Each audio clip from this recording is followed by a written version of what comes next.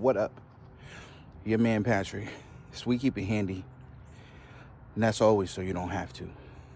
Here we are. We out here today. I'll show y'all a picture, okay? There's a picture. That's what it started like. Now we're taking the time, the preparation, right? Because as I always talk about, with any good job, preparation is key, right? We gotta be prepared and we wanna be set up for success. So how do we do that? How does that look, right? We take all of those rocks that were in mayhem, right? They all mortared together and everything. And what we want to do is we want to process those rocks first and foremost so that we can understand what we have, where we have it, so that when we need it, we can go get it. We don't want to be sifting through that shit, trying to make it all while it's in a mess. So let me show you what we got. We got our big rocks. These are foundational rocks.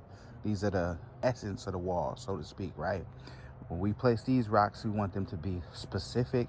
We want to really set these. These are what are going to make the wall hold our form, okay? Here are our flat spots.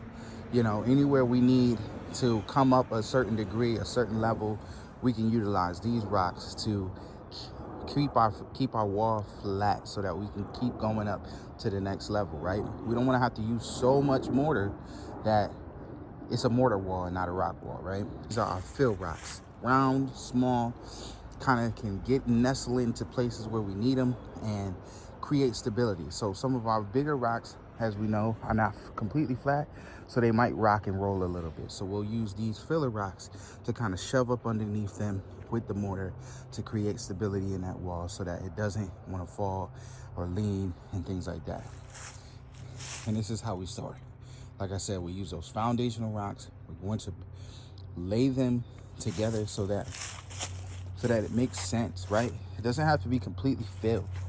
You know, they don't need to be, this is not a dry stack where we got to make sure that everything is locked and interwoven, because some of the mortar in there is going to keep these things together, but we want to make sure they're stable, sturdy, and that we can utilize this to create our foundation.